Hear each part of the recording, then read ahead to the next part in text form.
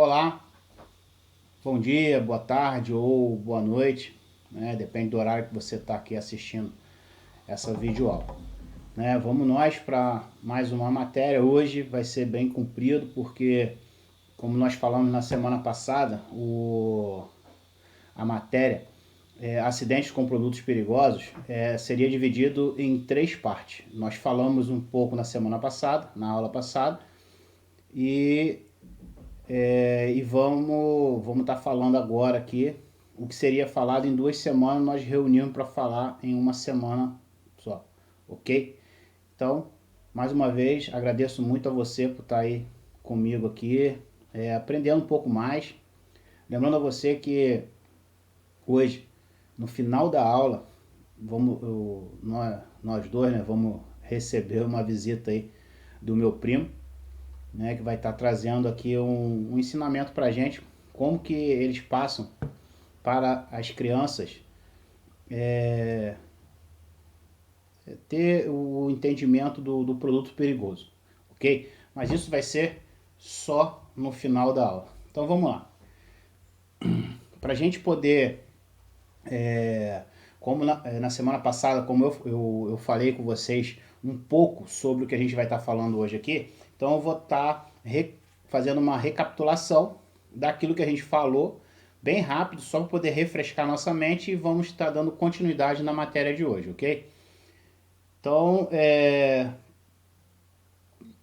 na semana passada nós falamos sobre a resolução 420/04 da ANTT, que é a Agência Nacional de Transporte Terrestre, que representa o risco da saúde das pessoas para a segurança pública ou para o meio ambiente. Essa resolução, ela trata com os produtos perigosos que representam, né, risco para a saúde das pessoas, para a saúde pública e para a saúde do meio ambiente. Lembra? A gente falou isso semana passada. A resolução esclarece, além das informações gerais, os números da ONU, os números de risco, a classe de risco e os riscos subsidiários dos produtos, né? Porque existe a classe e a subclasse, ok? A gente vai estar falando hoje sobre isso. Transporte de produtos perigosos. O que é o transporte de produto perigoso? Lembra que eu falei com vocês? É quando você desloca um produto perigoso de um lugar para outro lugar, ok? E normalmente nesses veículos vem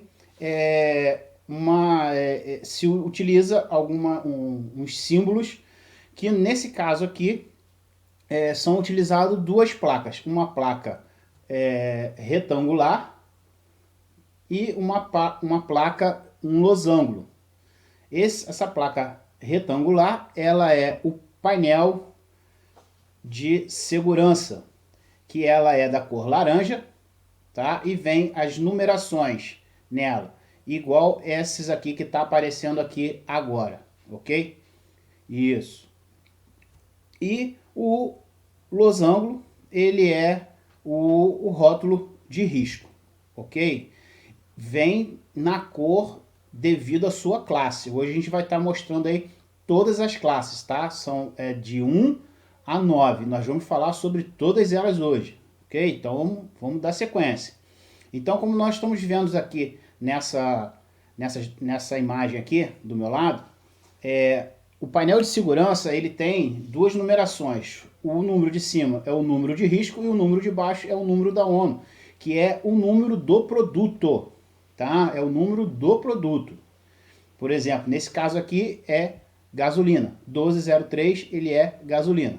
E o rótulo de segurança, que mostra que ele é um produto que veio para somar com a sinalização de que produto é aquele. Nesse caso aqui, ele é um produto da classe 3, por isso que está ali o 3, e é líquidos inflamáveis, ok? Então, ó, continuando, nós vemos aqui agora a parte dos símbolos para o transporte de substâncias perigosas para o meio ambiente. Foi introduzido na regulamentação aplicável ao transporte terrestre de produtos perigosos por meio da resolução da NTT 3632/2011, né, que são essas 9 classes aqui, que está aparecendo agora aqui para gente. Nós vemos que tem a classe 1, classe 2, classe 3, 4, 5, 6, 7, 8 e o 9 está do lado ali, né? Não está embaixo. O 8 e o 9 está um do lado do outro. Então nós vamos estar falando sobre esses produtos, sobre essa simbologia hoje aqui. E vamos ver aonde elas vão ser colocadas, aonde elas vão estar sendo disponibilizadas nos caminhões, tá? Para poder fazer o transporte. E vamos estar aprendendo a fazer a leitura dessa simbologia quando ele é colocado nos caminhões, nos carros, né? Que nós já vimos que o transporte ele não é exclusivamente, o transporte de produtos perigosos, ele não é exclusivamente classificado como transporte que tem que ser feito por caminhões, tá? Nós vimos isso aí na aula passada. Lembrando a vocês que esses rótulos aqui, nós temos, nos termos estabelecidos em tal resolução, a resolução 3632/11, o símbolo em questão deve ser utilizado nas embalagens e nas unidades de transporte carregados com substâncias perigosas para o meio ambiente. O que acontece? Esses símbolos aqui, eles têm que ser colocados não só no caminhão, a gente tem falado muito sobre isso, sobre o transporte, mas esses símbolos aqui, de acordo com essa resolução, a 3632/11, ela fala que ela tem que ser colocado também no rótulo das embalagens. Então, nós temos alguns produtos, se você parar e pensar só um pouquinho, você vai ver, caramba, realmente isso aí tem em alguns produtos. Por exemplo, quando você compra tinta, quando você compra thinner, quando você compra qualquer tipo de produto, né, que foi registrado como produto perigoso, ele tem essa simbologia aqui, ele tem esse símbolo identificando qual tipo de substância perigosa ela pode causar ao meio ambiente, né? Não só ao meio ambiente, mas a gente também. Beleza? Então vamos lá. Continuando. Agora, a partir de agora, é a continuação da matéria, ok? Então vamos lá. Procedimentos básicos. Segurança do pessoal, a sua segurança pessoal, a segurança do seu pessoal que vai estar trabalhando com você. Vamos lá, o principal aspecto a ser considerado durante o atendimento a acidentes que envolvem produtos químicos diz respeito à segurança das pessoas, principalmente das primeiras que chegam ao local da ocorrência. O sucesso de uma operação de atendimento a acidentes envolvendo produtos perigosos está associada à rapidez e eficiência no acionamento das equipes de atendimento, à avaliação correta e das ações compatíveis com a situação apresentada e disponibilizada dos recursos necessários. Então, isso aqui é o principal. O que é? A segurança da equipe. E para que isso tenha sucesso, temos que ter uma eficiência no acionamento da equipe e uma avaliação muito importante do produto que está sendo ministrado. No caso, né, de acidentes com produtos perigosos, temos algumas etapas nesse atendimento. E vamos ver quais são. Ó. Os acidentes envolvem produtos químicos podem ocasionar situações bastante diferentes, necessitando na maioria das vezes, de ações específicas para cada caso. Principalmente que são N produtos, então cada produto tem o seu atendimento específico, ok? Então vamos lá. Ó. De uma maneira geral, né, falando em geral, os procedimentos que você vai ter que fazer, independente de qual seja o produto, você tem que tomar essa atitude, tá? Os trabalhadores de atendimento podem ser divididos nas seguintes etapas: avaliação inicial, sinalização e isolamento da área, garantindo vias de acesso para as equipes de respostas, acionamento, medidas de controle e ações de escaldo. né? Escaldo não, foi mal, rescaldo.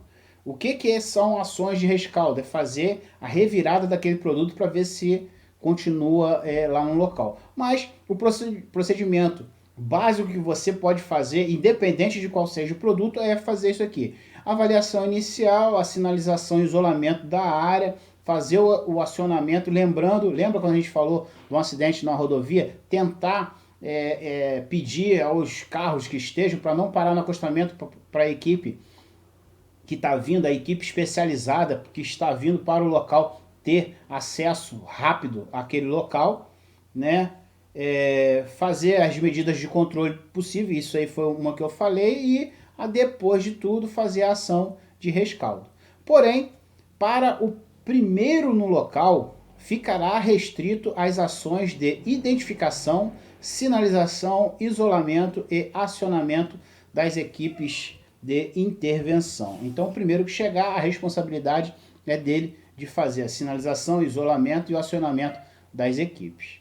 Sinalização e isolamento da área. O que fazer? A primeira etapa de um atendimento emergencial diz respeito à sinalização do local e isolamento da área, de forma a garantir que todas as pessoas não envolvidas com a operação de emergência mantenha-se afastada da área de risco. Então, a primeira coisa que você vai fazer na parte de sinalização e isolamento é ter a certeza que todos aqueles que não estão envolvidos, né, com a parte operacional se afastem, né, vá para um lugar mais longe possível, porque estamos falando de produtos perigosos que podem exalar gases, pode ter a nuvem que vem contaminada e pode contaminar uma área muito grande por causa que se espalha na atmosfera, ok? Né, na nossa atmosfera. Então, continuando, ó. Essa ação deve ser realizada sempre mantendo-se o vento pelas costas. Lembra que eu falei com vocês sobre isso, daquela atitude que eu tive lá quando eu trabalhei na RJ 116, que nós tivemos um vazamento num caminhão de produto perigoso, e a atitude nossa foi essa, o vento sempre pelas costas. Por quê? Porque foi o que eu acabei de falar com vocês aqui. Pega aquelas pessoas que não tem nada a ver com a operação, afastem ela ao máximo. Por quê? Porque senão o vento pode levar a mercadoria, aquele produto químico, né, pelo ar e contaminar as pessoas. Então, o vento sempre pelas costas, de modo a evitar a inalação de eventuais vapores emanados do produto vazado. A sinalização e o isolamento são as primeiras tarefas que devem ser realizadas para se manter o controle da situação. Para tanto, deve-se utilizar os recursos necessários para essa operação, como cones de sinalização e faixas de isolamento e outros. Então, vemos aqui que para a utilização da sinalização e o isolamento, utilizar os materiais. É lógico, né? Se você tiver esses materiais. Se você não tiver, gente, afasta, grita perigo, coloca galho, faz aquele sistema todo que a gente estava falando lá. Lembrando que estamos tratando de que você é um socorrista, né? Lembrando disso, você é um socorrista. Ah, Vânia, mas eu não me informei. Mas você já tem a atitude de um socorrista, tá? Então, se você estiver trabalhando, né, em uma ambulância, alguma empresa prestando esse socorro, com certeza, cone você vai ter e fita, aquela fita zebrada também. Então, isole uma área bem longa, ok? Então, continuando. O isolamento da área deve ser realizado da seguinte forma. Identifique o produto, obtenha as informações básicas sobre o produto. Para tanto, consulte a sua central ou, se tiver a informação disponível, consulte um guia, como, por exemplo, o Manual de Atendimento de Emergência com Produtos Químicos, da Abiquim Proquímica, que é esse manual que está aparecendo aqui, né? Esse aqui é a foto de um manual de 1994. Tem outros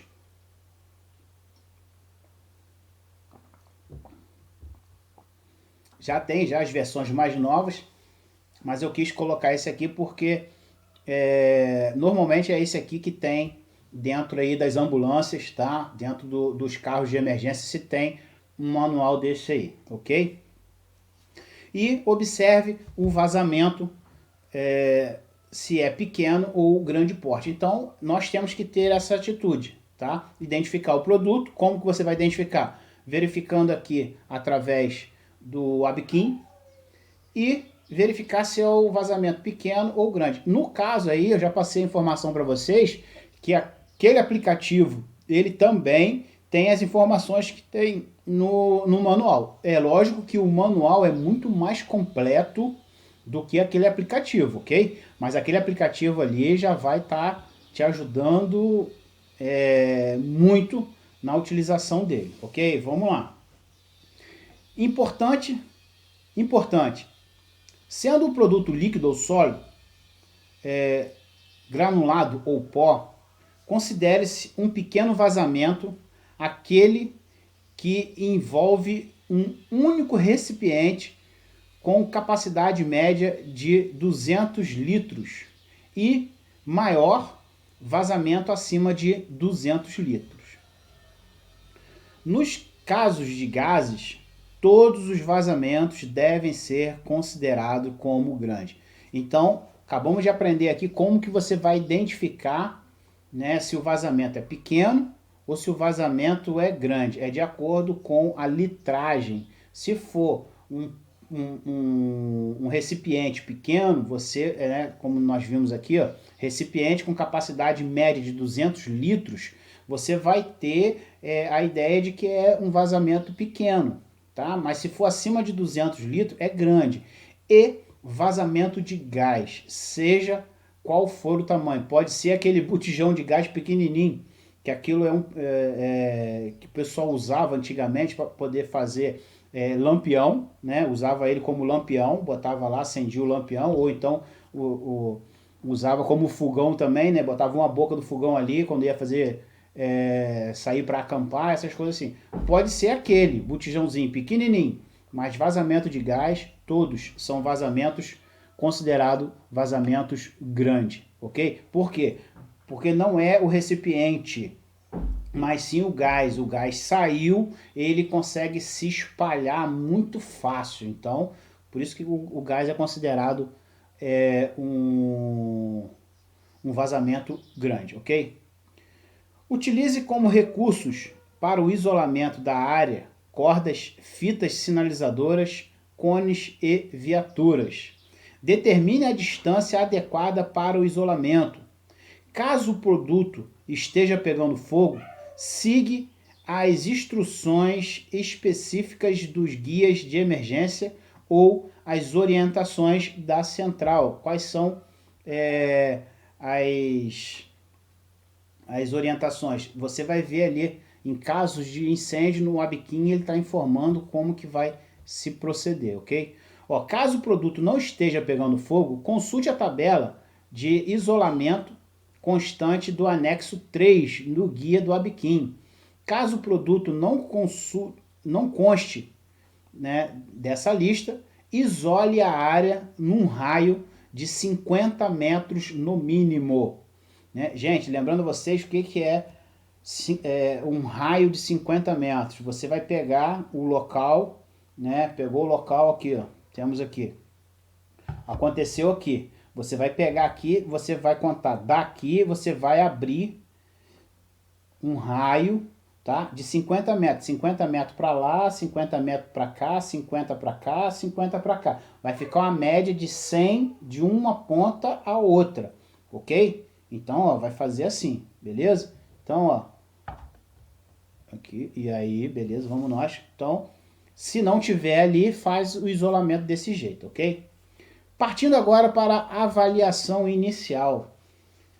Tomadas as primeiras providências da sinalização e isolamento da área, deve-se avaliar a situação para identificação do tipo de problema a ser resolvido, de forma que possam ser definidos os procedimentos para controle da situação. Assim, faz necessário que essa atividade seja desenvolvida por pessoal técnico devidamente capacitado, uma vez que erros de avaliação pode agravar a situação, acarretando consequências inesperadas. Então, nós vemos aí essa situação, tá? Que a parte, né, inicial aqui da avaliação inicial tem que ser feita com todo cuidado, né? E realmente ela tem que ser feita por pessoal, né? As pessoas que têm o curso. Lembra que eu falei com vocês? Eu quero trabalhar como na parte de emergência, na parte de resgate de emergência de produtos perigosos. Gente, tem que se aprofundar e fazer um curso específico para poder entender tudo isso aqui, para você poder pegar ali o Abiquim, né, e ler ele assim e identificar tudo que você está lendo ali. Você tem que realmente, né, no meu linguajar, né, seria a sua Bíblia. Né, o Abiquim, ele seria a sua Bíblia, que você vai pegar lá, vai ler ele todo dia, vai estudar, vai pesquisar, vai ver o porquê daquilo, o porquê disso outro. Então, caso você queira isso, tem que estar investindo nessa situação, ok? Então, continuando aqui, ó. Antes da realização da avaliação em campo, deve-se ser adotadas as seguintes medidas. Quais medidas? Caracterização dos riscos potenciais ou efeitos devido à exposição ao produto, através da identificação de suas características físicas, químicas e toxicológicas. Definição dos equipamentos de proteção individual a serem utilizados. Manutenção de equipamento de apoio para intervenção imediata, caso necessário. Então, o que acontece? Só para a gente ter ideia, a definição do equipamento de proteção individual é mais ou menos essa imagem que nós estamos vendo aqui. O que acontece? Essa imagem aqui, ele é um equipamento de proteção, tá? Classificado como classe A, porque ele é todo envelopado. Esse aí é o nível máximo, porque ele protegeu tudo, até o seu equipamento autônomo de respiração, ok? Continuando. A partir da realização dessa avaliação, quando deve ser analisado os aspectos envolvidos, tais como topografia da região, áreas atingidas pelo vazamento, condições meteorológicas e acesso aos equipamentos, entre outros. Poderá então ser definida a estratégia de ação para o desenvolvimento dos trabalhos de dimensionamento dos recursos humanos e materiais necessários. Vânia, mas por que meteorológico? Pô, lembra, gente, tem produtos que se te pegar água, ele tem reações que ele pode pegar fogo e até explodir. Então tem que estar tudo isso aí junto, tá? Você tem que trabalhar tudo isso aí junto, para quê? No final que chegou essa conclusão, vamos fazer a definição da estratégia para poder dimensionar o quê? Os recursos humanos e o material que vai ser utilizado, ok? Aí agora temos aqui essa tabela aqui, né, que ela aparece aqui, ó, nível A, vestimenta totalmente encapsulada, destinada à proteção contra gases. Você viu aí aquele amarelinho que apareceu ali. A B, vestimenta não encapsulada, destinada à proteção contra líquidos, alto contato. Nível C, proteção contra partículas sólidas e respingos de produtos líquidos. Uso de filtro químicos. O que é esse filtro químicos?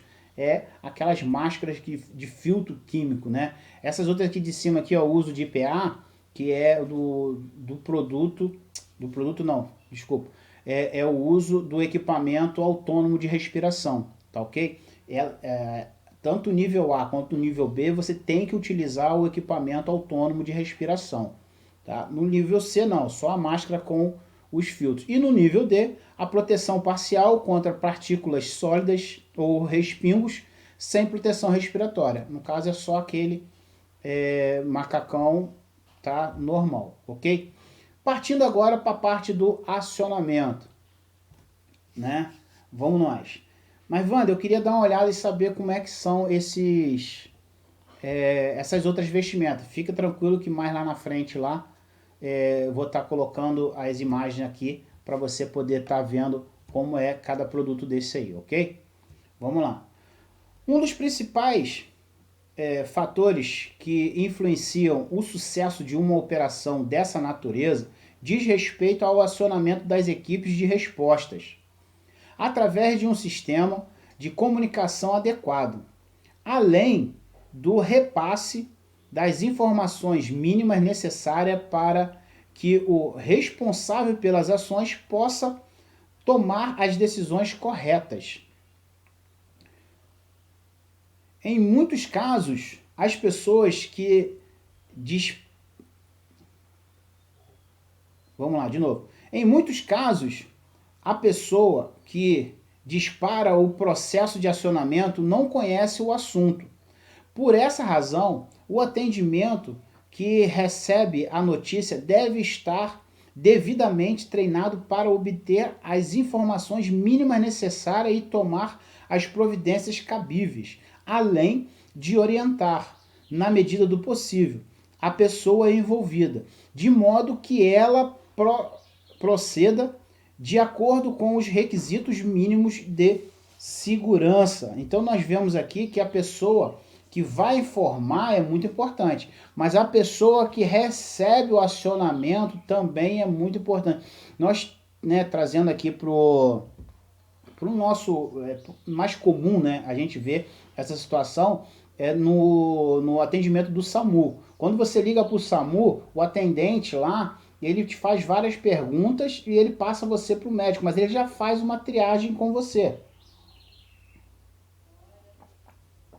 te fazendo algumas perguntas para poder direcionar você.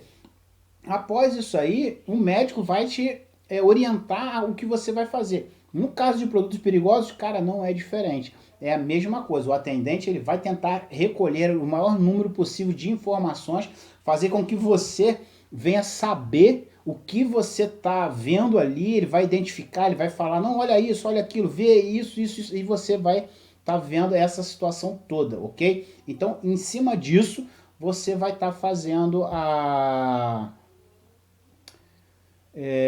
passando as informações e conseguindo captar essas informações o melhor possível, ok? Continuando. Nessa etapa, é importante que o atendimento obtenha do informante, na medida do possível, é claro, pelo menos as seguintes informações. O que ele vai tentar colher do informante lá, do cara que está passando as informações para ele. Produtos envolvidos. Procurar orientar o informante quanto ao rótulo de risco, painel de segurança e o rótulo das embalagens, para que ele possa repassar as informações necessárias para a identificação dos produtos envolvidos na ocorrência. Então, é o primeiro ponto. Verifica isso, isso, isso. Fala para mim quais são as numerações, se você estiver vendo qual é essa numeração, ok? Vamos lá. Porte do vazamento, se houver. Existência de vítimas. Local exato da ocorrência. Ocorrência de incêndio ou explosão. Órgãos já acionados ou presentes no local, se ele está sendo o primeiro ou não, se já tem alguém ou não. Principais características da região, como por exemplo, concentrações populacionais, corpos d'água e vias públicas, entre outros, como que é o local lá, por causa de qual é o produto, e também por causa da contaminação ambiental, Identificação e formas de contato com o informante, fazer esse contato com ele, e o horário da ocorrência. Então a gente viu essa situação aí, ok? Beleza? Show? Então vamos lá. Dando sequência aqui, agora vamos falar sobre os riscos químicos. Cada risco, cada situação que nós vamos falar das classes, os riscos químicos. A seguir são abordados os principais aspectos a serem observados nos acidentes, de acordo com as classes de riscos dos produtos envolvidos. Como já falei, temos 9 classes, né? Então, classe 1. Qual é essa classe? Explosivos. E tem as subclasses 1.1, 1.2, 1.3, vai até 1.6, ok? Vamos lá. Só para vocês terem ideia, como que funciona, qual é a sinalização, é essa que está aparecendo aqui agora, ok? O explosivo é uma substância que é submetida a uma transformação química extremamente rápida, produzindo simultaneamente grande quantidade de gases e calor. Devido ao calor, os gases liberados, por exemplo, nitrogênio, oxigênio, monóxido de carbono, dióxido de carbono e vapor d'água, expandem-se a altíssima velocidade, provocando o deslocamento do ar, gerando um aumento de pressão acima da pressão atmosférica normal. De acordo com a rapidez e a sensibilidade do explosivo, podem ocorrer 2 tipos de explosões: detonação e deflagração. Quais são esses 2 tipos, né? A detonação, qual que é?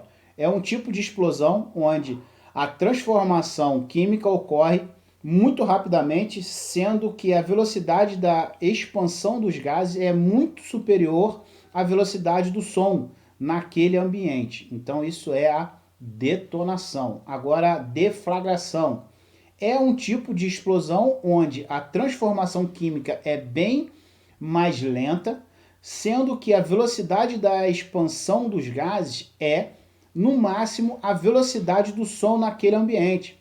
Nesse caso, podem surgir a combustão.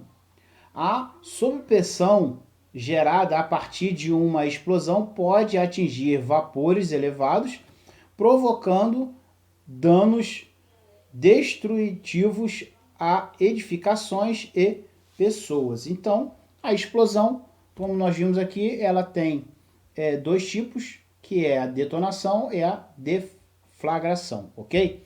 Continuando, vamos ver agora exemplos de diferentes tipos de explosivos, né? Agora tem aquele que o pessoal aí bebe direto aí, que é o primeiro, né? Que são as substâncias e artefatos com risco de explosão em massa, que é o que? O TNT, né? A galera bebe muito isso aí, brincadeira, aquele lá não.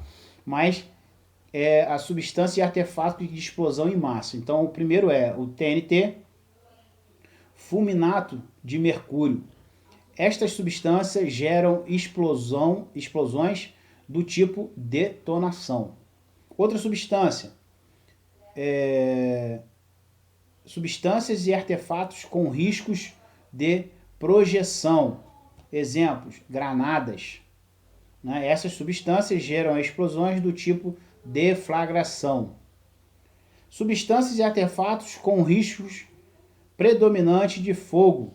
Exemplo, artigos pirotécnicos. Né? Isso aí tem muito em casas de show, essas coisas todas aí, queimas de fogos, essas coisas, são esse tipo de substância aqui, desse tipo de explosivo. Substâncias e artefatos que não apresentam riscos significativos. Exemplo, dispositivos iniciadores. E substâncias poucas sensíveis. Exemplos, explosivos e demolição. Continuando. Por ser a explosão um fenômeno extremamente rápido e incontrolável, as medidas a serem desencadeadas durante o atendimento a acidentes com produtos desse tipo deverão ser de caráter preventivo, né? No caso de acidente com produtos que são explosivos, ok? Tais medidas incluem o controle dos fatores que podem gerar um aumento de temperatura, choque ou fricção, né? Porque a fricção pode aumentar a temperatura, ou então pode vir ter uma centelha e vir ocasionar um acidente. Em casos de incêndio, além do risco iminente da explosão, podem-se ter a emanação de gases tóxicos ou venenosos. Nesse caso, a proteção respiratória adequada é o equipamento autônomo de respiração a ar comprimido, além de roupas específicas, como nessa imagem aqui.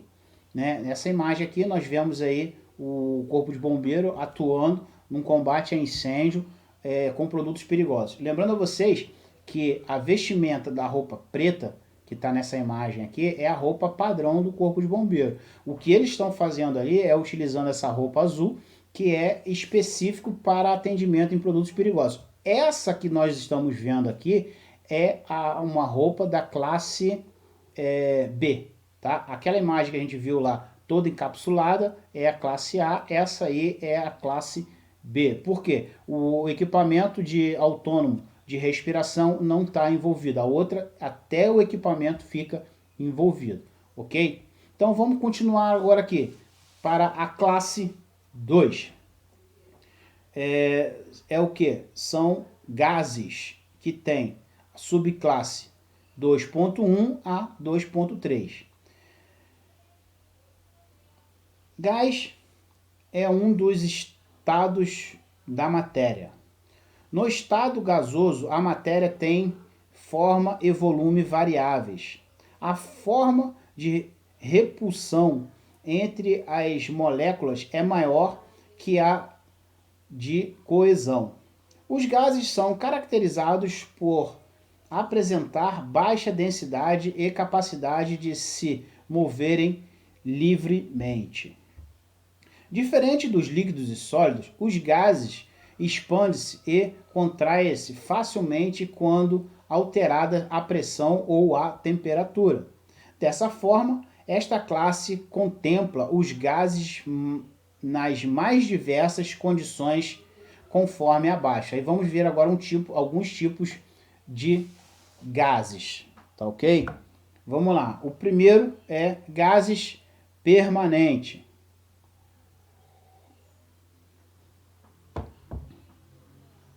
São aqueles que não podem ser liquefeitos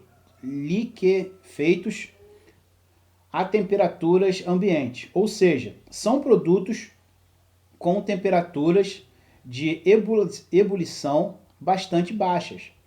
Por exemplo, o ar, argônio e o dióxido de carbono. Gases liquefeitos são aqueles que podem se tornar líquidos sob pressão a temperatura ambiente. Por exemplo, GLP, que é o gás de cozinha, o cloro e amônia. Então, o gás de cozinha, acho que foi na videoaula, não, na videoaula não, na videoconferência que a gente faz, que a gente fez, né, eu e você aí na sua aula, eu falei sobre o botijão de gás, combater o fogo, o botijão de gás. Como ele está líquido, quando ele começa a sair, ele só começa a se transformar em gás mesmo, ele só começa a queimar, pelo menos uns 10 centímetros assim acima. Aí eu falei, pô, você vem e bota o dedo e apaga o fogo. Então por quê? Porque ele está fazendo a transformação, a evolução dele, ele tá voltando a ser gás. Por quê? Porque ele foi feito uma pressão sobre ele, então ele se tornou líquido, né? Por isso que tem aqui. Então ele é um gás liquefeitos, ok? Continuando. Gases dissolvidos são aqueles que encontram-se dissolvidos sob pressão em um solvente, como é o caso do acetileno. Gases permanentes altamente refrigerados são os gases permanentes que encontram-se armazenados a sua temperatura de ebulição. Por exemplo, oxigênio, temperatura de estocagem de menos 183 graus Celsius. E nitrogênio, que temperatura de estocagem de menos 196 graus Celsius. Então, você vê que é baixíssimo, ok? Continuando. Além dos riscos inerentes ao estado físico, os gases podem apresentar riscos adicionais, como, por exemplo, inflamabilidade, toxicidade, poder de oxidação e corrosividade, entre outros. Então, além do gás ter aquele processo todo, ele tem esses adicionais, né? Que ele pode explodir, ser tóxicos, pode oxidar algum produto, tá? E ser corrosivo não só para a gente, mas como outros produtos também. Alguns gases, como por exemplo o cloro, apresenta odor e cor característicos, enquanto que outros, como é o caso do monóxido de carbono, você vê que a gente tem falado muito, né? A gente falou monóxido de carbono lá no início, quando falou de intoxicação, né? E falamos numa outra aula e viemos agora falar aqui de novo, ó. Lembrando, o monóxido de carbono, ele não apresenta odor ou coloração, o que pode dificultar a sua identificação na atmosfera, bem como as ações de controle quando de um eventual vazamento, né? Então, nós temos essa situação aí. Alguns gases considerados biologicamente inertes, ou seja, que não são metabolizados pelo organismo humano, sob certas condições podem representar risco ao homem. Todos os gases, exceto o oxigênio, são asfixiantes, tá? Então lembre-se disso. Quase que não sai, né? Asfixiante. Viu? Saiu. Então, todos os gases. Ah, Wander, mas esse tem gás, né? Como nós vamos ler aqui, ó. Grande vazamento, mesmo de gases inertes, que não faz mal nenhum ao homem, tá? Reduzem o teor do oxigênio dos ambientes fechados, causando danos que podem culminar na morte da pessoa exposta. Vamos lá. Que tipo de exemplo é esse aí? Você quer ver uma situação? Nós temos como combate a incêndio, vocês vão estar vendo isso aí na NR23, que é o CO2, né? O extintor de CO2. Você utiliza ele para poder combater através do resfriamento. Só que o CO2 ele é muito mais pesado do que o oxigênio. Então o que ele faz?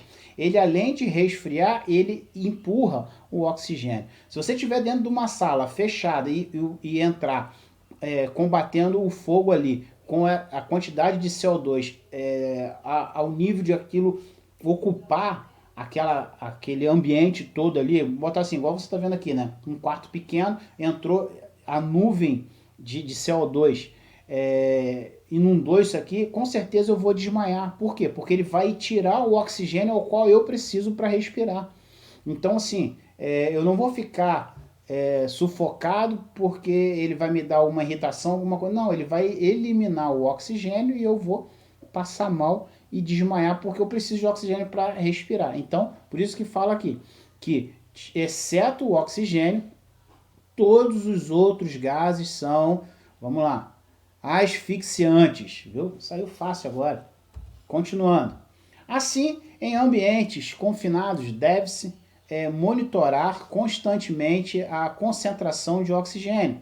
Nas situações onde a concentração do oxigênio estiver abaixo de 19,5% do volume, deverão ser adotadas medidas no sentido de estabelecer o nível normal de oxigênio, ou seja, em torno de qual é a quantidade de oxigênio que temos na nossa atmosfera. Isso eu já falei na aula para você, né? Então você tem que saber. Se você não lembra, eu vou repetir para você de novo agora. 21% é a quantidade, 21%. Lembra que eu falei lá, quando coloca lá o ambu, você ministra o ambu na pessoa, você está ministrando quantos por cento? 21%, porque o oxigênio, quando você coloca, ele conectado a um cilindro de oxigênio, ali você está ministrando 100% de oxigênio. Então, nesse caso aqui, em algum ambiente que estiver abaixo de 19,5% de oxigênio no local, já tem que começar a fazer alguma estratégia para poder restabelecer a normalidade, que é 21% em volume de oxigênio naquele local. Esta medida consiste basicamente em ventilação natural ou forçada do ambiente em questão. De acordo com as características do produto envolvido e em função do cenário da ocorrência, pode ser necessária a aplicação de neblina de água para abater os gases ou vapores inalados pelo produto. A necessidade ou não da evacuação da população dependerá de algumas variáveis, como por exemplo, aí nós vamos ler aqui, só dar uma ênfase aqui em relação à neblina de água. Gente, por isso que é muito importante na avaliação inicial identificar qual é o produto. Se o produto, né, for reagente à água, não tem como fazer neblina, não tem como trabalhar com gás se ele tiver alguma reação à água, ok? Então tem que ver isso aí. E a água, ela consegue, fazendo aquela neblina, ela consegue ir expelindo aquele gás para fora do local, ok? Por isso que se trabalha fazendo isso aí. Aí vamos lá. Riscos apresentados pelo produto envolvido, né? Isso são, em casos de evacuação da população, você vai ter que tomar alguma atitude, são variáveis, tá? E quais são essas aí, ó? O risco apresentado pelo produto envolvido, quantidade do produto vazado, característica física e química do produto, condições meteorológicas na região, topografia do local, proximidades a áreas habitadas. Então você tem que tomar essas atitudes. Tomando essas atitudes, você vai estar fazendo com que menos pessoas sejam acidentadas, ok? Aí vamos lá agora. Gás criogênicos. Os gases criogênicos devem merecer cuidados específicos quando da ocorrência de vazamento. Esses gases podem ser liquefeitos, devem ser refrigerados a temperaturas inferiores a menos 150 graus centígrados. Qual é o risco à saúde? Os gases criogênicos devido à baixa temperatura, poderão provocar severas queimaduras ao tecido, conhecidas por enregelamento, quando do contato com o líquido ou mesmo com o vapor. Então, um perigo do criogênico é a queimadura, né? Lembrando a vocês, quando nós falamos lá sobre queimadura, lembra que eu falei que existe dois tipos de queimadura, que é a queimadura térmica. Por que térmica? A temperatura está alta, que é o fogo, vai queimar. A temperatura está baixa, que é o gelo, o frio ou esse gás aqui, criogênico, ele vai queimar também, ok? Então é queimadura térmica. Continuando. Os efeitos sobre outros materiais, o efeito do criogênicos, o gás criogênicos em outros materiais. A baixa temperatura desses gases acarretará em situações de riscos, uma vez que o simples contato do produto com outros materiais poderá danificá-los. Por exemplo, se houver contato com produtos como tanques de armazenamento de produtos químicos, estes se tornarão quebradiços, acarretando no vazamento do produto estocado. Vamos lá, só para a gente poder botar isso na nossa mente de um jeito que a gente consiga entender. Hollywood faz isso muito bem. Eu não lembro qual é o filme, acho que são os quatro heróis lá, que tem o Homem-Pedra, o Borracha, Mulher Invisível e o Tocha Humana lá. Eles estão numa situação com um inimigo lá e eles fazem isso com água. Eles jogam água no cara, resfria o cara de certa coisa que depois eles vêm, quebram o cara, ele despedaça todo. Esse gás, ele faz isso com os materiais. Então, em caso de contato desse gás com algum material, né, como falou aqui, ó, com tanques, né, ele vai fazer o quê? Ele vai fazer que ele vai congelar aquilo de certa maneira, que as moléculas, porque as moléculas elas ficam assim, né, vibrando. Só que quando esse gás colocar, elas vão parar e vai o quê? Quebrar, ok? Então, esse é um dos grandes riscos. Dessa forma, algumas regras básicas deverão ser seguidas rigorosamente quando o atendimento ao acidente envolvendo um gás criogênico, tá? Entre as quais destacam-se. Então nós vamos falar aqui algumas coisas que tem que ser tomada como base rigorosamente se você se deparar com o gás criogênico, ok? Vamos lá. Apresenta-se e trabalhe nas áreas livres do derramamento, né? Então você vai evitar, né, aproximar do trabalho nas áreas do derramamento. Por quê? A queimadura, tá? Queimadura vai destruir seu equipamento, aquela coisa toda. Evite entrar na nuvem. Ó, se o fizer, utilize roupas herméticas, não porosas, máscaras autônomas de respiração, luvas de amianto ou de couro e botas de borracha, que é aquela que a gente viu ali anteriormente que o bombeiro estava utilizando, né? Utilize neblina de água para conter a nuvem e fortes jatos para resfriar os tanques expostos ao fogo. Não direcione água aos sistemas de alívio de pressão ou nas poças do produto. Evacue grande área, 600 metros, né? Lembra que eu falei aqui? Ó, não conhece 50, no caso 600 metros de evacuação da área, ok? Opa, aqui, isso. De um tanque de criogênico em chama. Não apague o fogo a menos que o fluxo de gás possa ser estancado. Em caso de queimaduras, lave a área com água morna. Caramba, por quê? Porque a queimadura do criogênico é uma queimadura fria. Então você vai lavar com água morna, você vai reverter o processo. Quando a queimadura é com alta temperatura, é com água ambiente para resfriar. Quando é frio demais, você lava com água morna para poder aquecer, beleza? Então, continuando.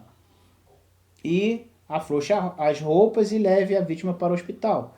Atente para estancar o vazamento, mas se houver dúvidas, controle a situação até que um técnico da empresa fabricante do produto, com conhecimentos mais específicos, compareça no local, beleza? Vamos agora então para a classe 3. Fala assim, caramba, Van, estamos na 3 ainda e já tem mais de 50 minutos. Isso aí. Mas as outras também são bem mais curtas e mais rápidas, ok?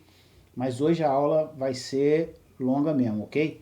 Mas você tá aí comigo, estamos aí nós dois juntinhos, beleza? Vamos continuar nessa batida aí, valeu? Vamos lá. Classe número 3, líquidos inflamáveis. Qual é? É esse aqui que está aparecendo agora. É o mais conhecido, o que a gente mais vê por aí nos caminhões. Líquidos inflamáveis são líquidos, misturas de líquidos ou líquidos contendo sólidos em solução ou em suspensão, que produzem vapores inflamáveis e temperaturas de até 60,5 graus Celsius em teste de vazão fechado. Via de regra, as substâncias pertencentes a esta classe são de origens orgânicas, como, por exemplo, carbonetos, hidrocarbonetos, álcools, aldeídos e acetonas, entre outros. Para uma resposta mais segura às ocorrências envolvendo líquidos inflamáveis, faz-se necessário o pleno conhecimento de algumas providências físico-químicas do mesmo, antes da adoção de qualquer ação. Essas propriedades, assim como suas respectivas aplicações, estão descritas a seguir. Vamos nós, né? Vamos falar um pouco sobre todo esse processo aí. Um primeiro ponto, né, é o ponto de Fugor. Eu já falei isso para vocês, todo material tem o seu ponto de Fugor, vai depender da temperatura.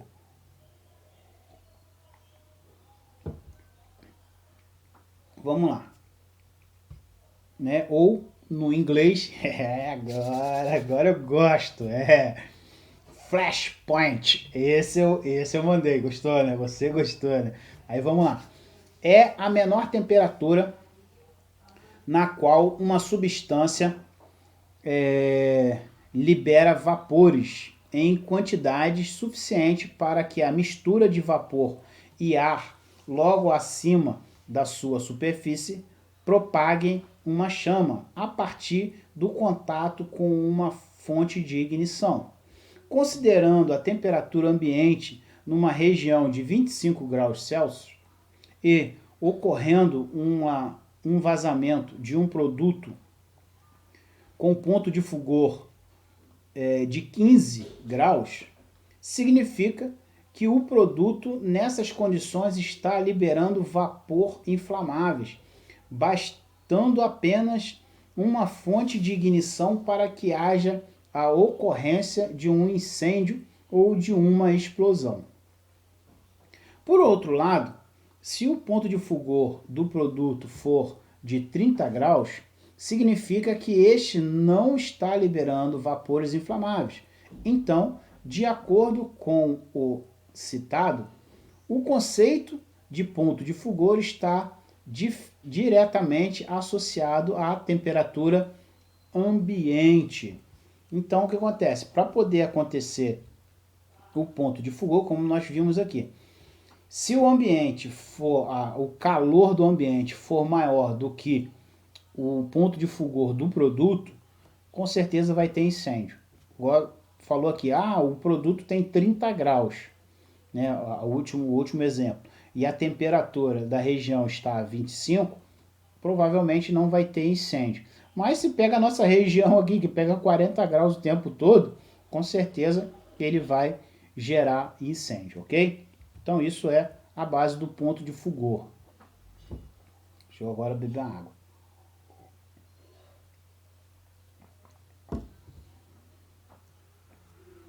Limites de inflamabilidade. Para um gás ou vapor inflamável queimar, é necessário que exista, além da fonte de ignição, uma mistura chamada ideal entre o ar atmosférico, que é o oxigênio, e o gás combustível. É o que a gente fala que é a mistura boa. Né? Para poder acontecer o fogo, tem que se ter a mistura ideal para poder que ele venha, lógico também a ignição, né? Se tiver, ele vai pegar fogo, ok? A quantidade de oxigênio no ar é praticamente constante, em torno de... Qual é a quantidade de oxigênio no ar? Fala aí para mim. Eu falei agora há pouco, cara. Tenho falado direto, lembra do Ambu? Quantos por cento que tem de oxigênio na nossa atmosfera, no nosso ar? Isso aí, mandou bem, 21%. Muito bom. Já a quantidade de gás combustível necessário para a queima varia para cada produto e está dimensionado através de duas constantes. O limite inferior de explosividade, LIE, e o limite superior de explosividade, LSE. O que, né? O LIE é a mínima concentração de gás que, misturada ao ar atmosférico, é capaz de provocar a combustão do produto a partir do contato com uma fonte de ignição. E o LSE é a máxima concentração de gás que, misturada ao ar atmosférico, é capaz de provocar a combustão do produto a partir de um ponto de uma fonte de ignição, beleza? Então, é o mínimo e o máximo. Continuando. Existem equipamentos capazes de medir a porcentagem em volume no ar de um gás ou vapor combustível. Esses instrumentos são conhecidos como explosímetros. Ih, caramba, explosímetro, mano. Os explosímetros são equipamentos compostos fundamentalmente por sensores, resistores e circuitos transitorizados, tendo seu princípio de funcionamento baseado na ponte de Wheatstone. Eu arrebentando aí de novo no inglês. Não sei nem se está certa a pronúncia não, tá? Mas vamos levando. Ó, que aparelho é esse? É esse que está aparecendo aqui na imagem agora aqui. Lembrando a você que esse aparelho não significa que são todos esses assim, cinza e vermelho, não. Tem outras cores, mas todos eles têm a mesma função, o mesmo funcionamento. Por exemplo, ele tem um alarme sonoro, ele tem um alarme luminoso, ele tem o display, né, em LCD, e ele tem as teclas de operações. Também se tem a sonda flexível e o sensor na ponta, né, para você poder colocar dentro de um buraco, o que for ali, e ele poder fazer a conexão lá e fazer a leitura, ok? Lembrando você que você vai estudar isso aí quando você for fazer a NR33, que é Trabalho em Espaço Confinado. Esse aí é um material que você vai estar utilizando para fazer o trabalho em espaço confinado. Na realidade, ele é obrigatório antes de você entrar em algum espaço confinado, beleza? Então vamos lá, dando sequência. Nas operações de emergência envolvendo gases ou vapores combustíveis e que exijam a utilização de explosímetro, é importante que o operador tome algumas precauções básicas quanto ao seu uso adequado, tais como, vamos ver aqui como que você faz para poder utilizar da melhor maneira esse aparelho. Calibrar o aparelho sempre em áreas não contaminadas pelo gás. Realizar medições frequentes em diversos pontos da região atingida, levando em conta as propriedades do gás e fatores como localização e direção do vento, entre outros. Locais onde existam grande quantidade do gás combustível, é conveniente que o equipamento seja calibrado após cada medição, evitando assim sua saturação, o que nem sempre é percebido pelo operador. Então nós vemos aqui, né, em cima dessas informações que nós tivemos aqui, o mais interessante de você fazer, isso é lógico que é hábito, né? Toda vez que você for utilizar, acabou de utilizar, vai lá e faz a parte da medição, a calibração, tá, do equipamento de novo. Toda vez que for utilizar, faz a calibração. Igual, por exemplo, quando você assume lá uma ambulância, você tem que pegar os equipamentos e testar todos eles. Você testa a motosserra, você testa o equipamento de corte, né, hidráulico, você pega lá aquela coisa, liga ele. Então você faz todos esses testes para quê? Para ver se está funcionando, se está tudo em perfeitas condições. Esse equipamento ele não é diferente, tá ok? Continuando, do ponto de fulgor e do limite de inflamabilidade, outros fatores relevantes a ser considerado é a presença de possíveis fontes de ignição. Nas situações emergenciais estão presentes, na maioria das vezes, diversos tipos de fontes que podem ocasionar a ignição de substâncias inflamáveis. Algumas merecem destaque. Vamos ver só algumas, né? Quais são essas? A primeira, chama viva, né? Que é realmente uma chama, um fogo em algum lugar. Por isso que, não sei se você vai lembrar, a gente falou lá atrás de uma das coisas para poder fazer o tal do rescaldo. O rescaldo é para isso, você vai revirando aquela situação toda ali para poder ver se ainda tem alguma chama viva, ok? Superfícies quentes, automóveis, né, o motor quente, lataria quente, cigarros, faíscas por atrito, seja ela qual for, e eletricidade estática. Agora vamos para a classe 4. Sólidos inflamáveis, substâncias sujeitas à combustão espontânea e substâncias que, em contato com a água, emitem gases inflamáveis. Tem como subclasses 4.1 a 4.3. Então você vê, ó, produto aqui perigosíssimo, porque ele reage, tá, com a água, então se jogar água nele, ele vai liberar gases inflamáveis, então ele pode pegar fogo, pode até explodir. Vamos lá, esta classe abrange todas as substâncias sólidas que podem se inflamar na presença de uma fonte de ignição, em contato com o ar ou com a água, e que não estão classificadas como explosivos. Então, nós vemos aqui que a classe 4, né, sólidos inflamáveis, eles estão dentro dessa classe, por quê? Porque eles são um produto que, eles, na presença de uma fonte de ignição, eles podem estar pegando fogo e com contato com o ar e com a água, eles podem estar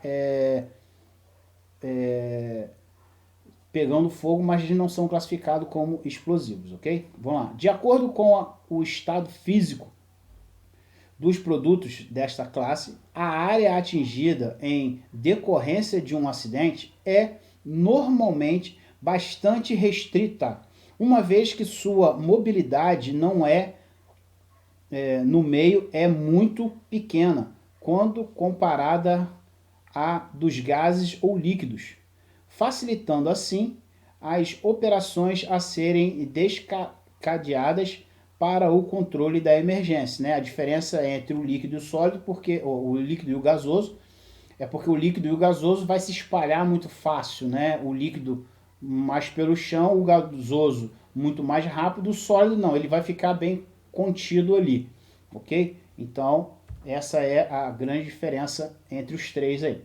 Em função das variedades das características dos produtos dessa classe, os mesmos estão agrupados em 3 subclasses, a saber, quais são elas? Sólidos inflamáveis. Os produtos dessa subclasse podem se inflamar quando exposto ao calor, choque ou atrito. Os conceitos de ponto de fulgor e limites de inflamabilidade apresentados no capítulo anterior também são aplicáveis aos produtos dessa classe. Como, por exemplo, deste produto podemos citar o nitrato de ureia ou o enxofre, beleza? Substância sujeita à combustão espontânea é a outra classe, subclasse no caso. Nesta subclasse estão agrupados os produtos que podem se inflamar em contato com o ar, mesmo sem a presença de uma fonte de ignição. Olha que perigo. Outras ações a ser desencadeada em caso de acidente é o lançamento de água sobre o produto, de forma a mantê-lo constantemente úmido, desde que o mesmo seja compatível com a água, evitando assim sua ignição espontânea.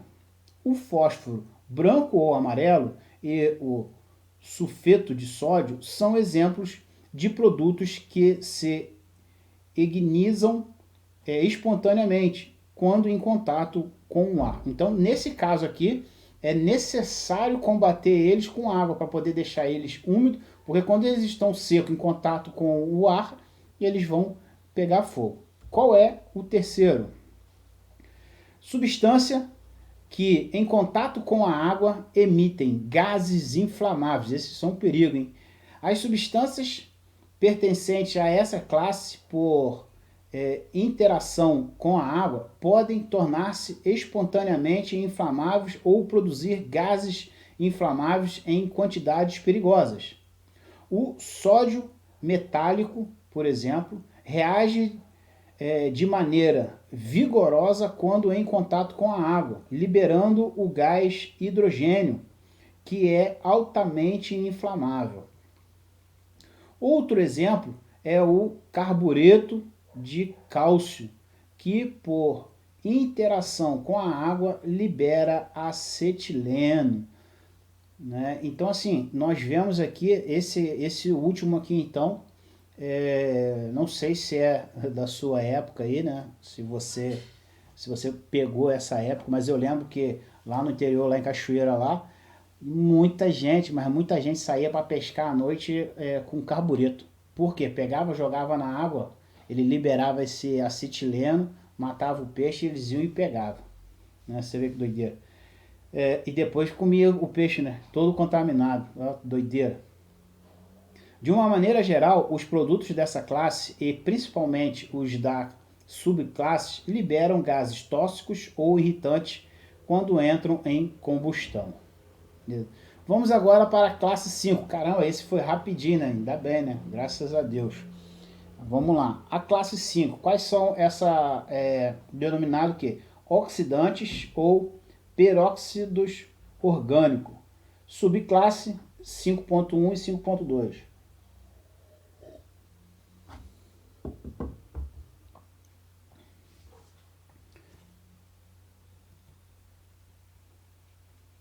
Um oxidante é um material que libera oxigênio rapidamente para sustentar a combustão do material orgânicos.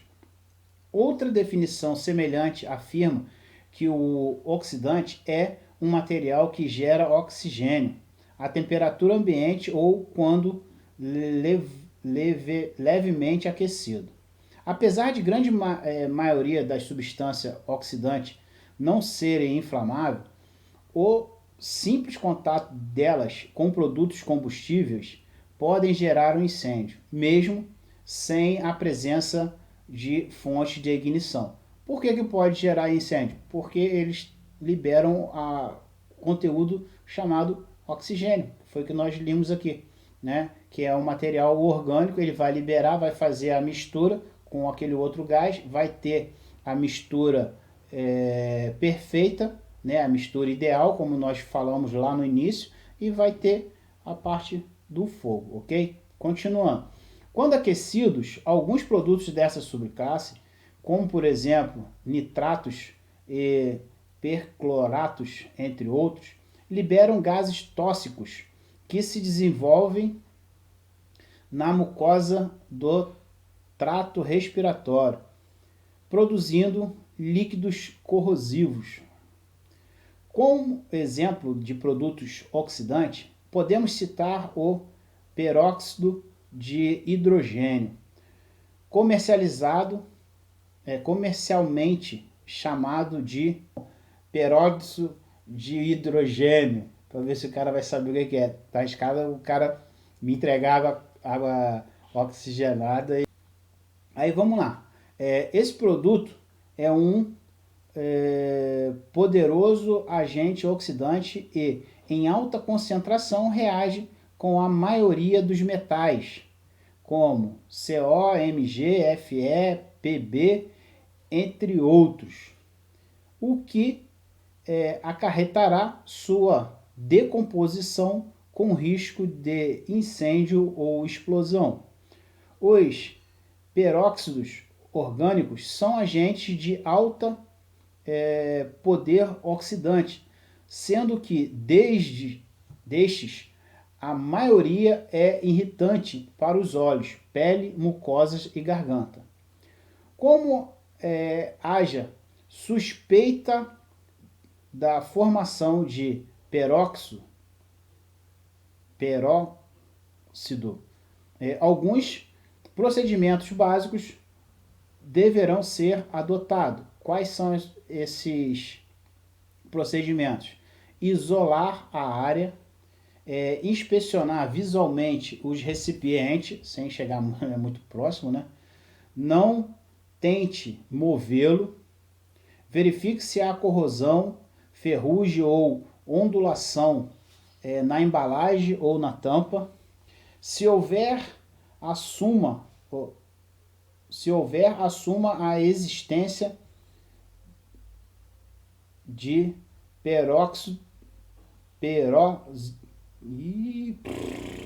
tá ruim, hein? Peróxidos, né? Então, se houver alguma ferrugem, alguma coisa assim, né, assuma aí a existência do produto, ok? Verifique se há formação de cristais brancos ou pó. Se o selo da tampa estiver rompido, considere o material potencialmente explosivo. Se houver suspeita de formação de peróxidos, não abra a embalagem, acione o fabricante. Se for necessário abrir a embalagem, gire a tampa vagarosamente no sentido anti-horário, atentando para minimizar o atrito. Se a tampa resistir a abrir, pare, assuma que o material é explosivo. Então, né, tendo todos esses cuidados, a melhor situação, né, para gente que não é capacitado nessa área é acionar a equipe, né, como falou aqui, aciona o que? O fabricante, né, um responsável fabricante, que ele vai chegar lá e vai tomar todas as decisões corretas. O que a gente tem que fazer de cara mesmo é isolar a área, ok? Então vamos lá, continuando. Importante, quando houver necessidade de conter ou absorver produtos oxidantes ou peróxidos orgânicos, deverá ser considerado que a maioria deles poderá reagir com a matéria orgânica e que, portanto, nas ações de contenção ou absorção, não poderá ser utilizada terra, serragem ou qualquer outro material incompatível. Nestes casos, recomenda-se a utilização de materiais inertes e umedecidos, como, por exemplo, a areia. Então, né, por quê? Porque a gente viu aqui que em contato com materiais orgânicos, eles vão ter essas reações aí, podem se tornar explosivos. Então, o que você vai fazer? Vai utilizar materiais inertes, ok? Né? É lógico, acionando a equipe, chamando eles para poder estarem fazendo o procedimento. Coisa em último caso mesmo, tem que fazer, você vai lá, faz, né, e faz dentro desse padrão, ok? Vamos lá, classe 6, substâncias tóxicas venenosas e substâncias infectantes, subclasse 6.1 e 6.2, né, que são esses aqui que vocês estão vendo aqui, ok? Substâncias tóxicas são substâncias capazes de provocar a morte ou dano à saúde humana se ingeridas, inaladas ou por contato na pele, mesmo em pequenas quantidades. Lembrando a vocês que nós, quando estudamos a parte de intoxicação, nós vimos aí, né, quais são os tipos de intoxicações. Por inalação, né, ingestão, inalação e pelo contato de pele. Então, vemos que substâncias tóxicas, elas vão estar nessa classe aí, beleza? As vias pelas quais os produtos químicos podem entrar em contato com o nosso organismo são 3: inalação, absorção cutânea e a ingestão, beleza? Então vamos lá, ó. A inalação é as vias mais rápidas de entrada de substâncias para o interior do nosso corpo, né? Você bebendo, deu ruim. A grande superfície dos alvéolos pulmonares facilita a absorção de gases e vapores. Pô, foi mal. Inalação, eu falei beber. Inalação é respirar, né? Foi mal. Aí continuando aqui. Os quais podem passar a corrente sanguínea e serem distribuídos a todas as regiões do organismo. Gente, se a água, né, quando a gente estudou lá, você lembra muito bem disso, quando nós estudamos a parte do afogado, a água entra e vai pela corrente do sangue, ela entra na corrente sanguínea e destrói. Imagina uma substância tóxica, né? Você respirando ela indo no formato de gás. Então vai fazer um estrago muito maior e muito mais rápido. Continuando. Em função do alto risco apresentado pelo produto dessa classe, durante as operações de atendimento à emergência é necessária a utilização de equipamentos de proteção respiratória com o uso de máscara facial com filtros químicos e os conjuntos autônomos de respiração a ar comprimido, utilizados em ambientes confinados, né? Aquele que a gente viu lá na frente, lá, lembra? Que estava o bombeiro utilizando o cilindro e com a máscara fechada. Os gases sulfídricos, por exemplo, apresentam o odor característico em baixas concentrações. Porém, em alta concentração pode inibir a capacidade olfativa. Assim sendo, é fundamental que nas operações de emergência onde produtos dessa natureza estejam presentes, sejam realizados constantemente monitoramento da concentração dos produtos na atmosfera, utilizando o quê? Aquele equipamento, o explosímetro, tá? O resultado obtido nesses monitoramentos poderão ser comparados com valores de referências conhecidos como, por exemplo, o LT, limite de tolerância, que é a concentração na qual um trabalhador pode ficar exposto durante 8 horas diárias ou 48 horas semanais, sem sofrer efeitos adversos à sua saúde. E também o IDLH, que é o valor imediatamente perigoso à vida, ao qual uma pessoa pode ficar exposta durante 30 minutos, sem sofrer danos à sua saúde. Você vê a diferença, né? O LT, você pode ficar até 8 horas diárias trabalhando, né? Agora o IDLH durante só 30 minutos. E após isso ele é prejudicial à saúde. A substância infectantes, né? A outra subclasse.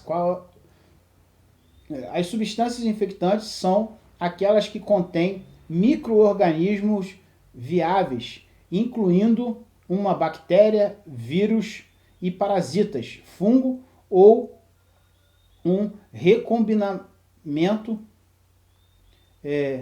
híbrido ou mutante que provocam ou há suspeita de que possam provocar doenças a seres humanos ou animais. Então, substâncias infectantes são as substâncias que a gente vê aí, né? Que ela pode provocar doenças a gente, que é o que a gente tem aí, maioria dessas doenças aí.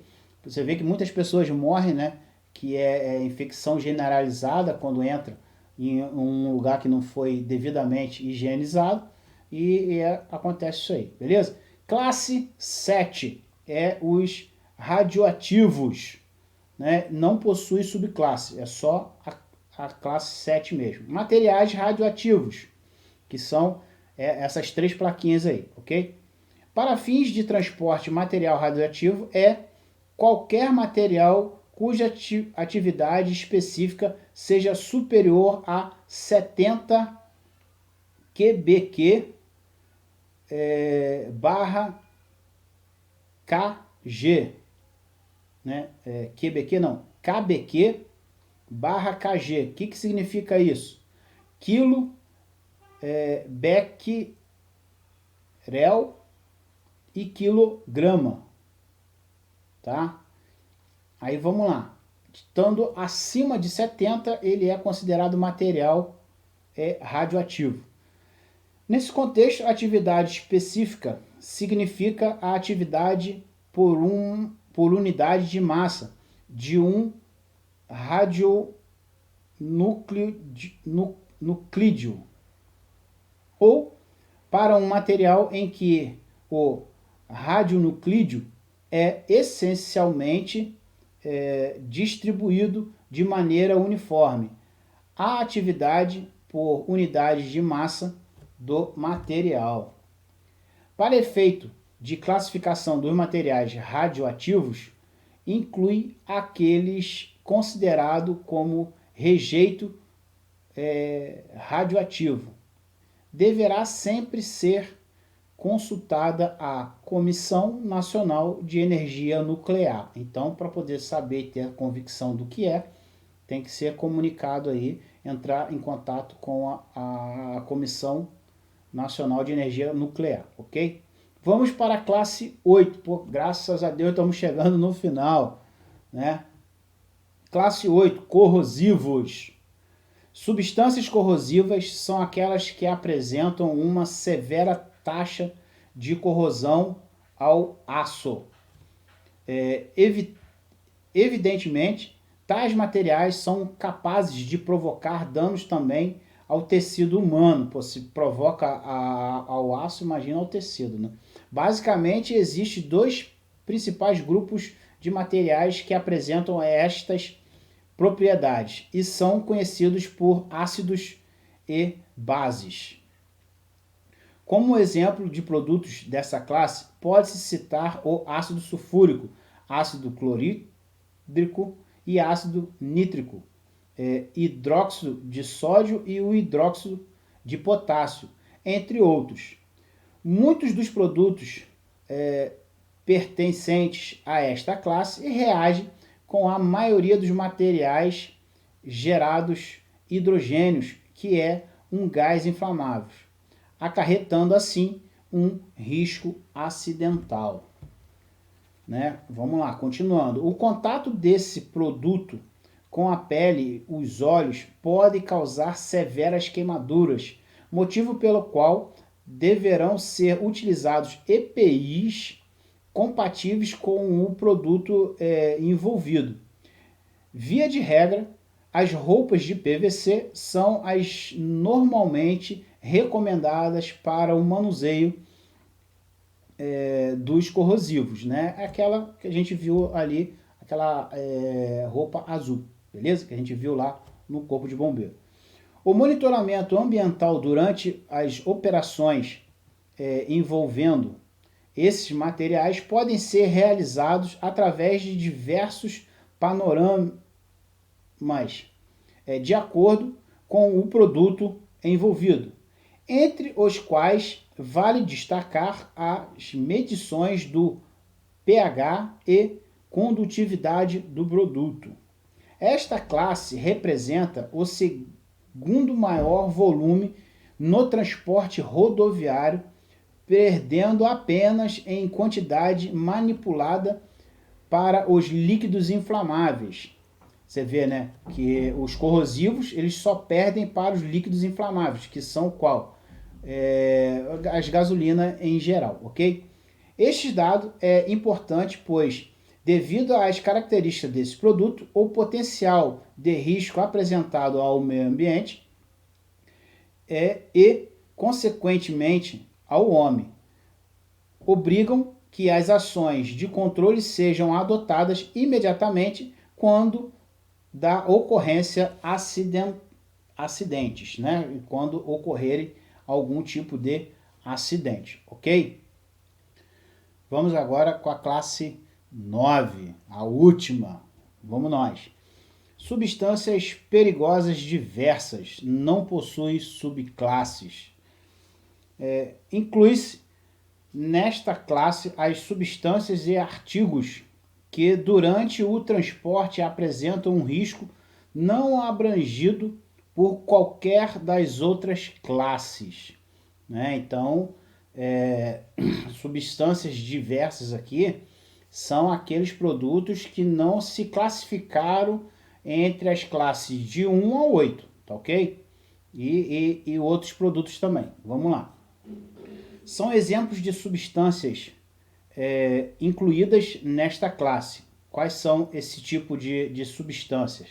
Né? Acetaldeído, amônia, hidrosulfito de zinco, que dificuldade, hein? Mamona em grão, farinha, pasta ou flocos, polímeros granulados, expansíveis, que desprendem vapores inflamáveis e substâncias que apresentam risco para o meio ambiente, líquidas não especificadas em outras categorias. Então, assim, essa aí é a parte dos produtos, tá, de substâncias perigosas diversas. O que acontece? Como eu falei na aula passada, também tem aqueles caminhões que faz a coleta de vários produtos, ele vai pegando um monte e ele enche ali, então ele também tem essa utilização dessa placa aqui de produtos, substâncias diversas, né? Produtos perigosos diversos, ok? Então vamos lá, continuando, né? Falamos já agora sobre todas as classes, agora vamos aprender um bocado, um pouco sobre aonde fica classificado essas placas aí, porque tem uma diferença para a gente poder aprender e fazer a leitura, ok? Já estamos chegando no final, tá? Daqui a pouco a gente vai terminar a nossa aula aí, beleza? Então, ó, continua aí, ok? E não se esqueça que vamos ter daqui a pouco, né, para você que ficou comigo aí até agora, até o final, temos aí a visita do meu primo, que vai estar falando um pouco também aí de produtos perigosos, tá? Então não tem só o que eu tô falando, até ainda o que o meu primo vai falar. Então, essa aula hoje tá benção pura, né? Então vamos lá, continuando. Aplicação dos rótulos de riscos e painéis de segurança em veículos transportadores de produtos perigosos. Aí, vamos lá. Qual é o primeiro? É esse que está aparecendo aqui na tela, que é o transporte a granel de um único produto. Nós vemos que ele tem a placa, tá? O painel de segurança, né? E o rótulo de risco. Um só na lateral, um conjunto na lateral, um conjunto na traseira e na frente só o painel de segurança, né? Com a numeração só, o laranja só. E então vamos lá. Aí se tem agora o segundo, que é transporte a granel de dois produtos diferentes com o mesmo risco. Então são dois produtos diferentes dentro da caçamba, como está aparecendo aqui agora. Dentro da caçamba, dois produtos. Então na lateral vai estar identificado que cada produto vai estar ali. Na parte de trás continua praticamente como se fosse o produto, o primeiro, né? A diferença é que, lembra, quando a gente falou, quando tá só a placa laranja, sem número nenhum, significa que ele tem o quê? Mais de um produto, que ele tem vários produtos. Então, na parte de trás e na parte da frente, a placa laranja é sem números. Na lateral vai ter o número, porque vai estar demarcando aonde está um produto e aonde está o outro produto, ok? Tá, Wander, o que é esse transporte a granel? Vamos lá, o que é? Ó, transporte a granel. É a mercadoria que é transportada sem embalagem e em grande quantidade. Então, quando ela é transportada em caminhão estanque, por exemplo, a gasolina, ela é transportada desse modo a granel. Por quê? É uma quantidade grande, ela não tem reservatórios, né? Ela vai dentro do cilindro, que é a carroceria do caminhão ali, né? Esse cilindro aí do caminhão, ele vai ali e quando chega no posto, por exemplo, tem postos de gasolina que ele faz vários, né, postos. Ele vai lá, tantos litros em um, tantos litros no outro, tantos litros no outro, mas a carga ela é grande e sem separação, sem divisória, sem embalagem, ok? Aí vamos para a continuação, ó.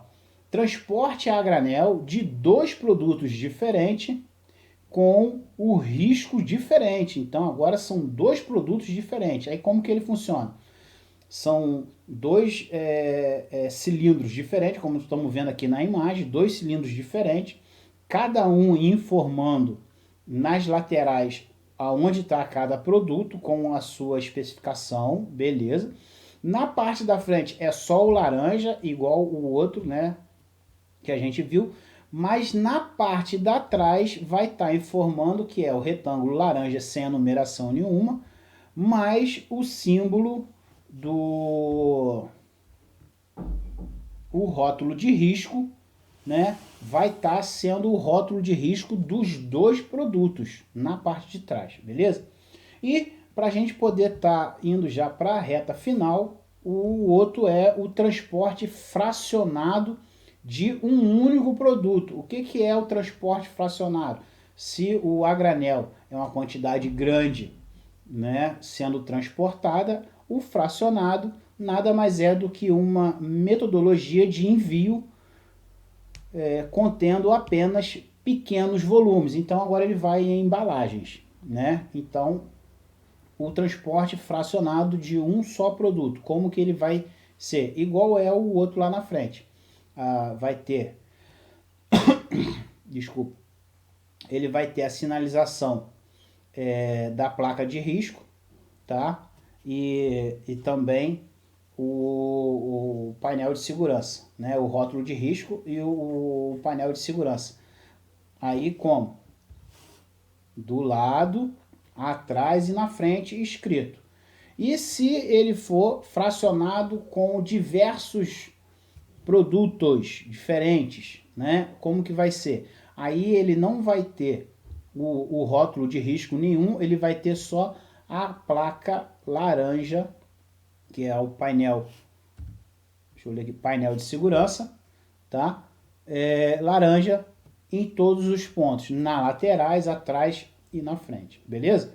Então, continuando, para chegarmos agora já chegamos na reta final, para você sempre lembrar o que?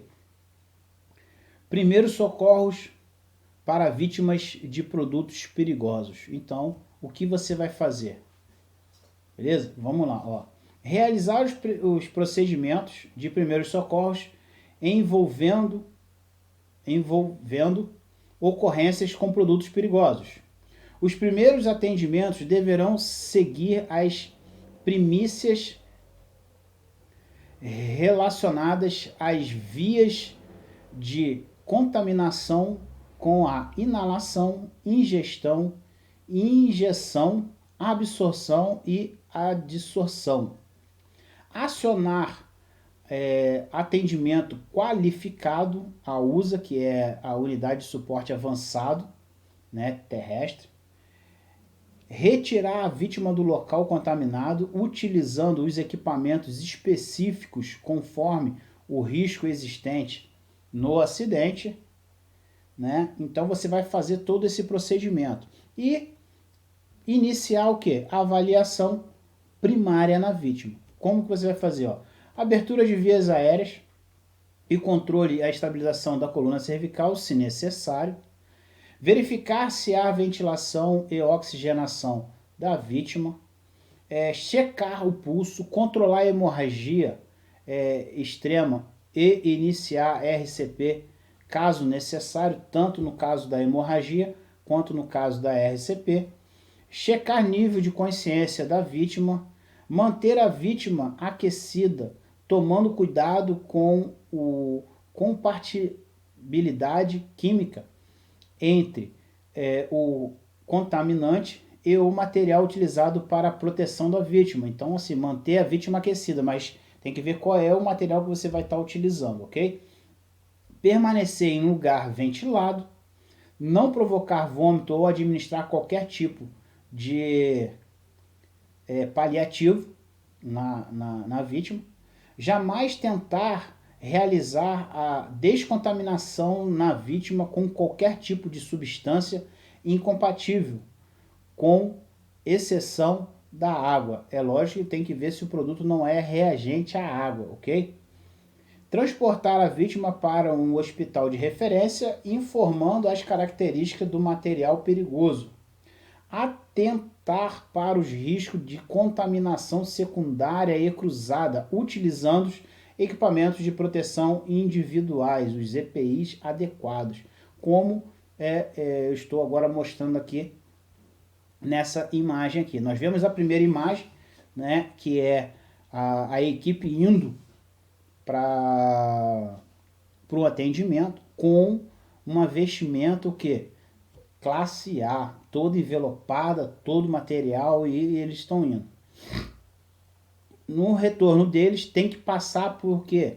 Por uma higienização. Você vê que está sendo feita ali uma higienização e os outros dois ali já estão com um equipamento, né, tipo C. Por quê? Eles estão usando o equipamento com a máscara, com o... esqueci o nome do negócio.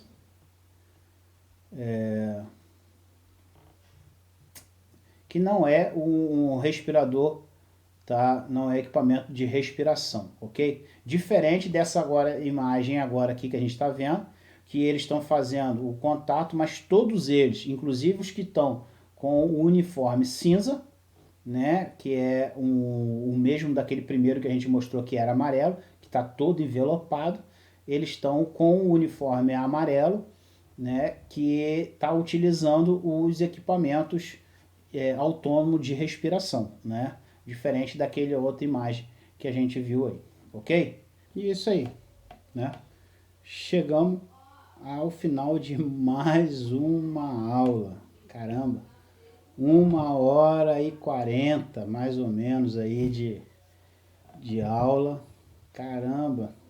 Mas, ó, valeu a pena. Então, como eu falei lá no início, vamos estar agora aí, valeu? Recebendo aí o meu primo Walter, né? Ele é lá de Cachoeira de Macacu, do interior de Cachoeira de Macacu, imagina, né? Do vilarejozinho chamado Guapiaçu, tá? Então, vou chamar ele aqui e fica aí com ele aí que ele vai falar um bocado também de produtos perigosos. Vai ser mais curto, tá? Mas ele vai falar um bocado aí, valeu? Então fica aí agora aí com o meu primo Walter.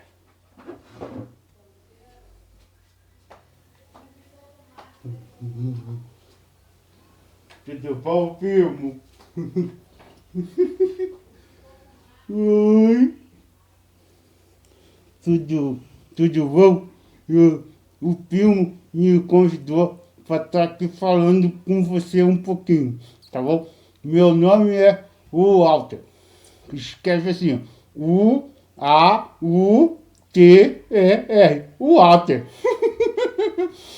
O primo falou para eu poder falar para vocês como que a gente ensina os pitititinhos lá no Guapiaçu, onde eu moro, Guapiaçu. Não sabe onde é Guapiaçu, não? Ih, conhece nada. Guapiaçu é lá em Cachoeiras de Macacu. Eu vou te ensinar como que a gente ensina as crianças, os pitititinhos, lá em Guapiaçu, sobre esse negócio aí de produto de perigo.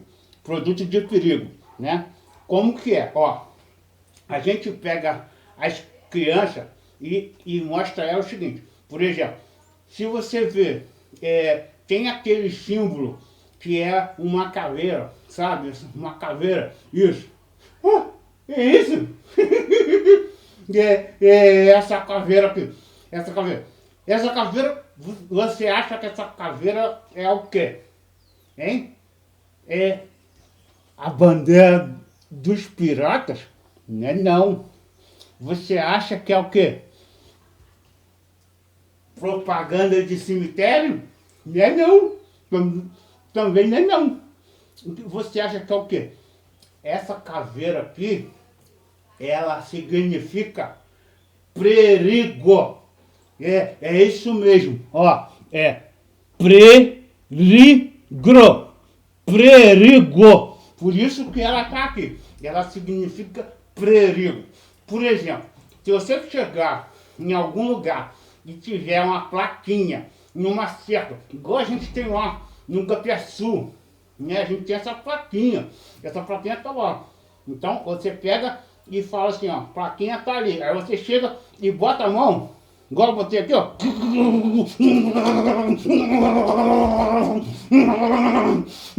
Aí seu corpo começa a estremecer e você começa a ficar todo duro e daqui a pouco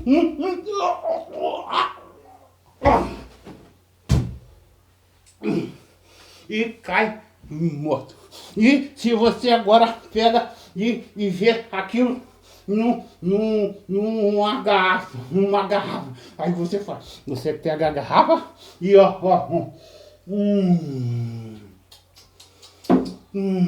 que gostoso, mas alguns minutos depois, o que vai acontecer com você? Você vai começar. Os seus olhos vão bugar, viu? Todo bugadalando fora assim. Aí você vai.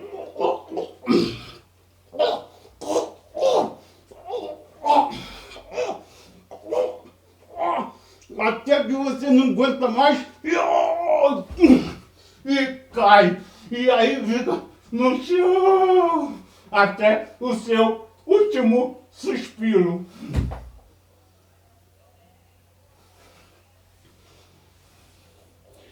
E é assim que a gente ensina os nossos piquititinhos.